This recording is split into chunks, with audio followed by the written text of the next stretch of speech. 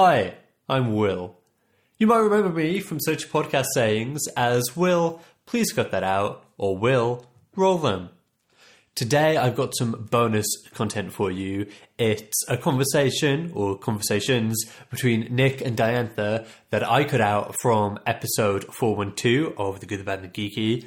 I just thought it was too long, it was too much of a tangent, even by our standards. So I'm bringing it to you today as a little bonus episode, some bonus content. Don't forget to check out The Good, the Bad and the Geeky on your social media of choice. And here we go.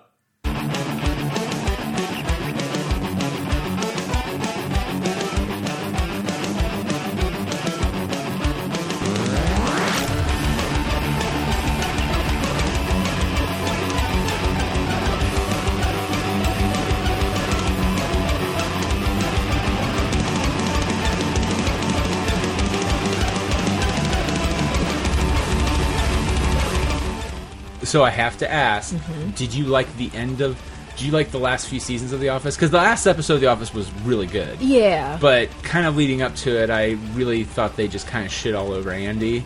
Because Andy is not Michael Scott. Yeah. And I felt like they pushed him into that position. Because I really think that if Michael was there, that would have been his ending. Mm-hmm. I mean, he would have been with Amy still, but he would... Was that her name? I can't remember. The actress's name is Amy, I think, as well. But, which, by the way, she's in this movie. She is. She is, but we're going to talk about in a second. Amy Ryan. Oh Amy my Ryan. God. No, that's who it was. Oh, whoa. Yeah, that's the actress's name, but I forget the character's name. I thought her name was Amy too. I can't remember. That's weird. Yeah, because it was I just remember I never geeked out more and shipping someone. Because we already knew Michael liked her, Yeah. But when she started doing the Yoda voice back to him, and you're just like, oh, I know. Yeah. And you're just like, oh my God, she could be just as weird as him, but she's a little bit smarter and aware of what's going on around her than he does. Yeah. But I really do feel like he would have been the one that, would have had that. He would have been the one that would have tried out for the singing competition or some kind of competition on TV. Yeah. Andy is the singing part. I get that. And somehow he's embarrassed, or they release the first season, and then that's what gets him fired, because Michael does some pretty unintentional, horrible things, and that would kind of shame him. And then the question is, would he show up in the wedding? And then he did. But in this case, it's like, no, Andy's the pariah. And I'm just like, I'm sorry, I really wanted to see Aaron and Andy get together, because they were totally going down that path. Michael left, James Spader left, all the other people left, and then it became Andy, and then they just went...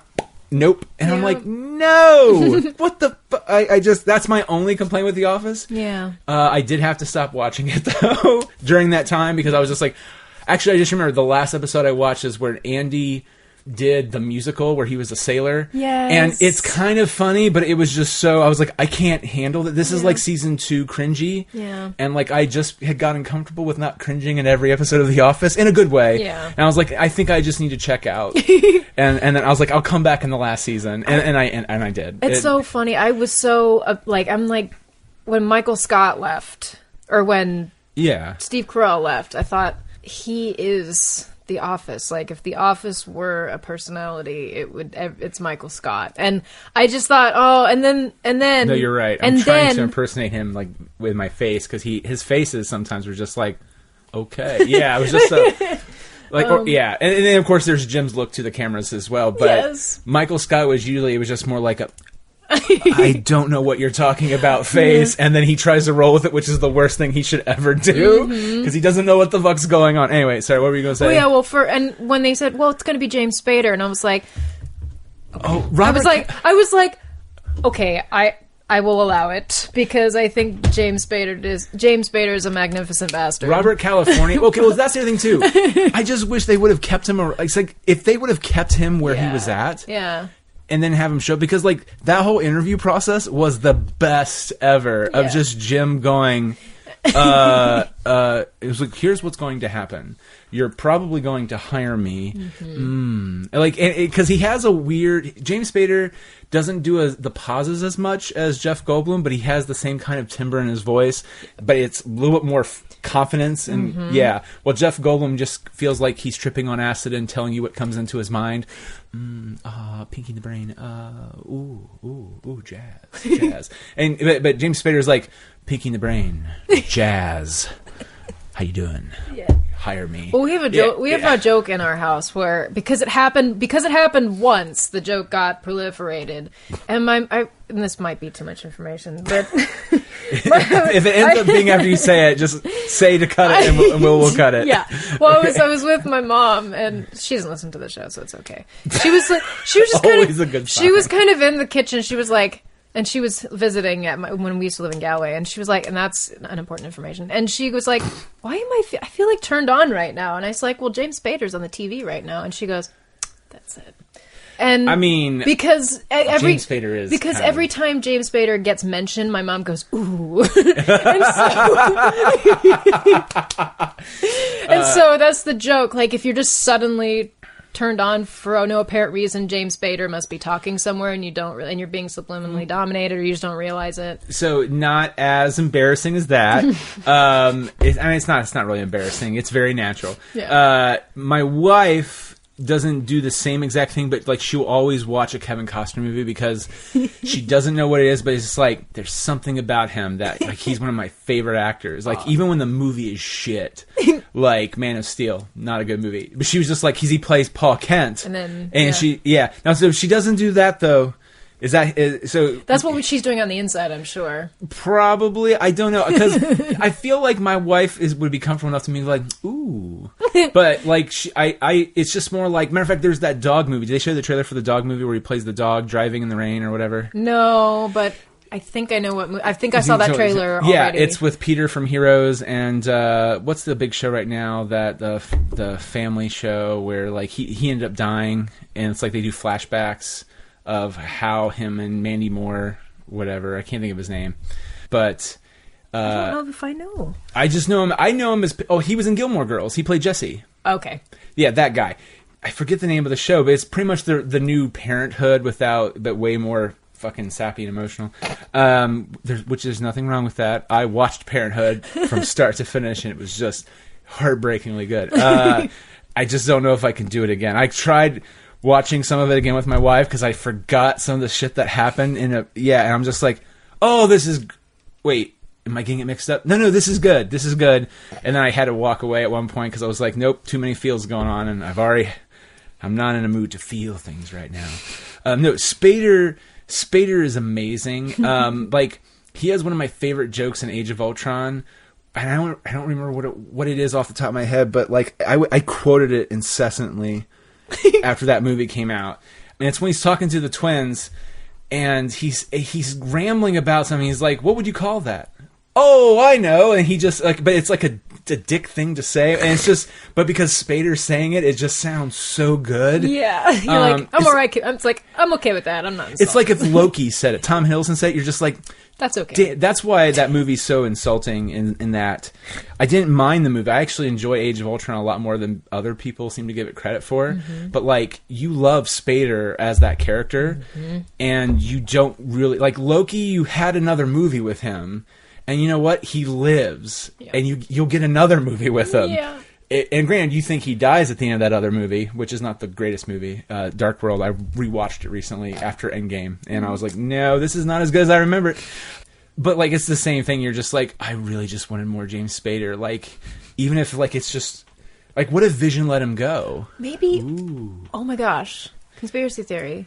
James Spader seems to do that. He just wasn't in The Office enough, and he wasn't in the Marvel U enough. Maybe he does on purpose. He just leaves you wanting a little more.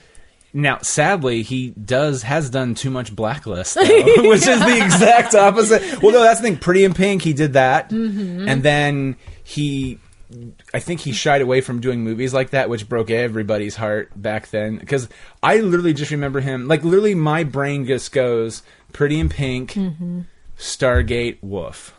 And I know he did tons more stuff in that time. He was the only reason why I watched Boston Legal. Do you remember that show? Oh, yeah, which started as Private Practice. Yeah. And he came in as a guest star, and so did William Shatner, Denny Crane. Mm-hmm. And of course, that show revitalized the Shat's career. Yep. William Shatty. I've been rewatching all of the original Star Trek. He was a hunk. It's got to be said. It's been a while since I've watched him. Star Trek? Mm-hmm. But here's the weird thing is that being that I know he's an asshole in real life, it does kind of take some of the charm from that. Well, no, my problem is, and I know they have no budget to do it, which is why I'm not on It's All Been Trek that often, because I'd probably just be complaining about the same thing every episode. It's like, oh God, it's yay. It's another civilization from our past somehow. Where where is it? It's so there's a joke in Futurama where they make fun of the Twilight Zone, where it's like, I've created the most terrible weapon of all, and all of a sudden it comes out, it's like, it's man, it's right away.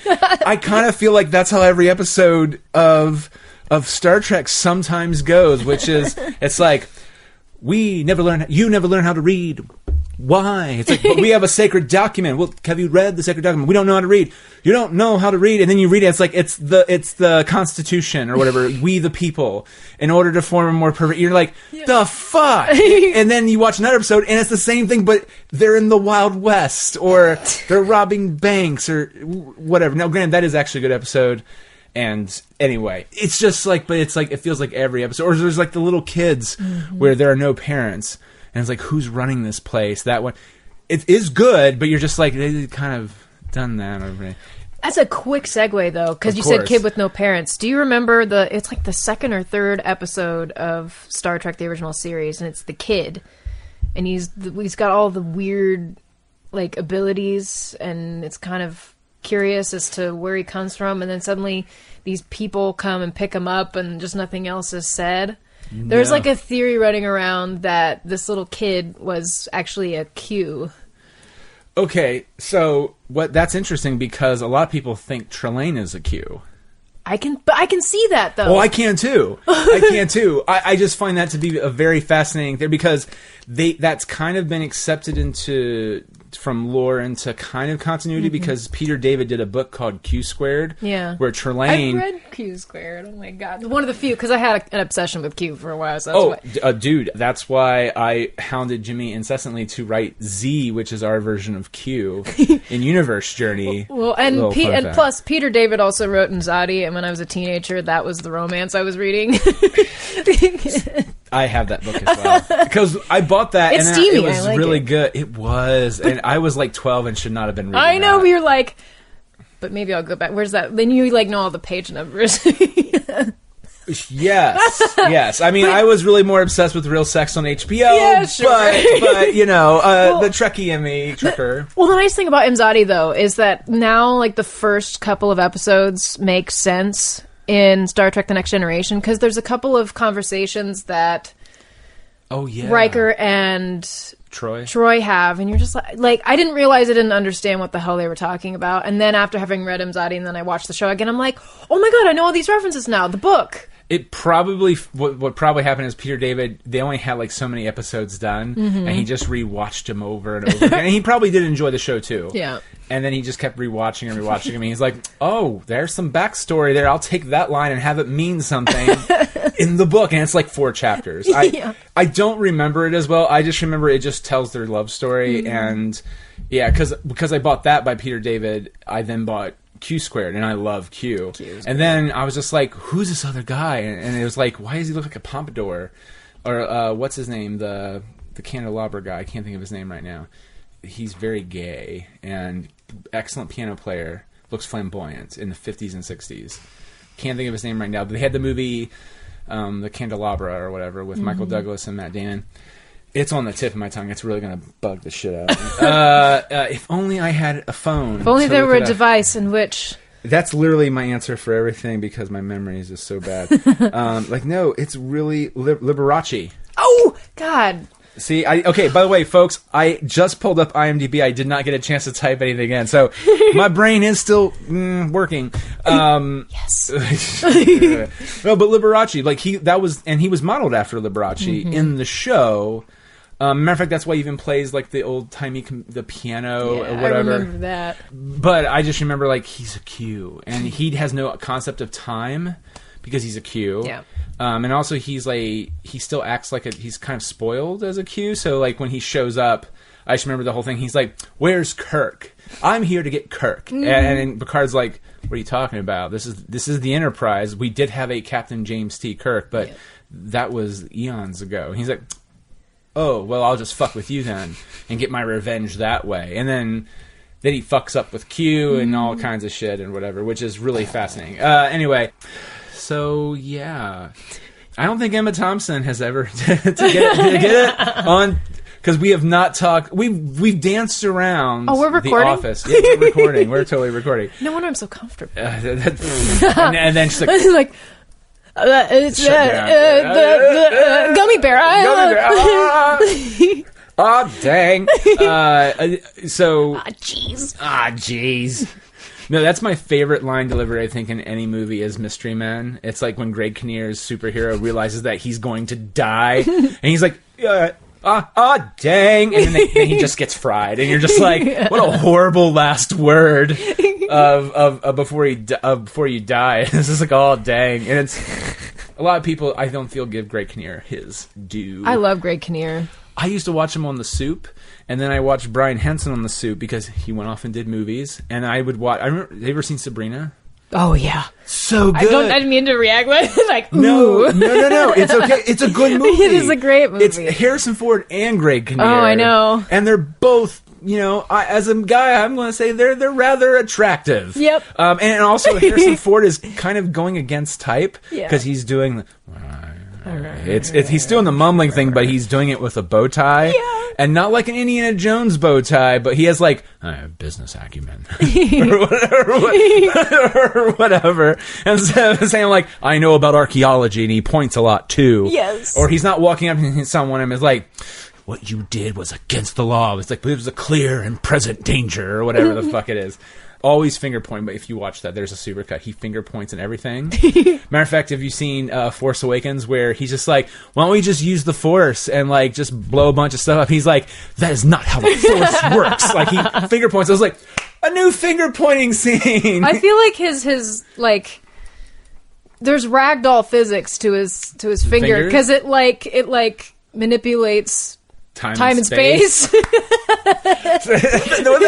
Here's the thing: if Harrison Ford, I think he does have a sense of humor, but like he gets he openly has said, and I feel like in the last few years he's gotten better. And I don't know if it's just like he's on drugs.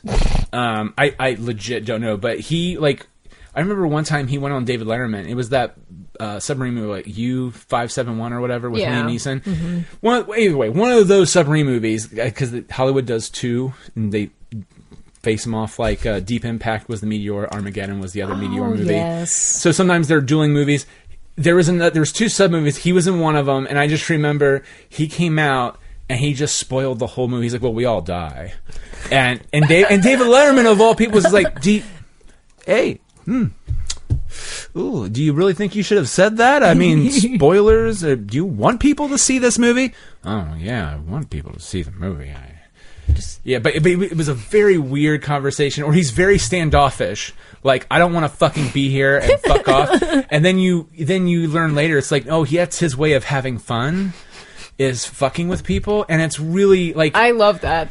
It's funny, but like Chris Hardwick's Nerdist podcast, he interviewed Harrison Ford, and he even said, he's like, I almost didn't release this. I should have released, because I think it was for Cowboy and Aliens. It was supposed to come out, or some movie he was publicizing, and I think they released it right when The Force Awakens hit, because he's just like, people always ask me about this. This is one of the worst interviews I've ever done. And it's because Harrison, I think he's fucking with me. And then by the end of it, I realize that he's fucking with me. And by that point, though, I'm just a sad fanboy. Because, like, he's just not answering my questions, and he's dodging, and he's making it so hard. And because he's a hero of mine, and I'm just in pure fanboy mode, I can't do my job well. And if you listen to it, it's painful to listen to. Aww. Like, you feel really, and there are times where he's just like, well, I hear you like to fly. Like, he's not even trying to talk about movies. Like, I hear you like to fly planes. And he's like, yeah, what's wrong with that? Like, and he's just like, oh, no, nothing's wrong. It's like a painful interview to hear. And the first 5-10 minutes is like, this is funny. And then it becomes very heartbreaking. Your opinion on Chris Hardwick aside, it's gut-wrenching audio to listen to. But if you watch him on all other interviews, like, I remember right as Force Awakens came out, though. Mm-hmm. So this had to be Cowboy and Aliens or something like that. because Force Awakens, he started being not a dick anymore. Like, and I don't know. I think he made a joke one time. He's like, "Yeah, I smoke weed before I come out because it calms me down." Yeah. And yeah, and I get that. Well, Seth MacFarlane from Family Guy, he will drink heavily, like alcohol, like hard liquor, before he goes on stage because if not, he gets nervous. I mean, if I'm in big group of people, like with the radio show, I mean, you have to drink. I have to drink if I'm in a group of people. Now, do you think that's just a general social setting though thing where it's just like I'm feeling pressure socially to drink because socially drink, but like at home we have all this wine, and I love the wine, but like if my wife goes, I didn't have a tough day, but I just feel like drinking a glass of wine. Do you want like even a little bit? I'm like, yes. No. Now, if you or other people were here, I'd be like, even if you don't drink anything, I'm like, yeah, sure, it's a social thing. Yeah. I'll have. It's a very weird. So is it that? No, because I don't know. I guess it's overwhelming. Even if I love everybody there, I'm just like, oh God, I mean, I need to talk to everybody.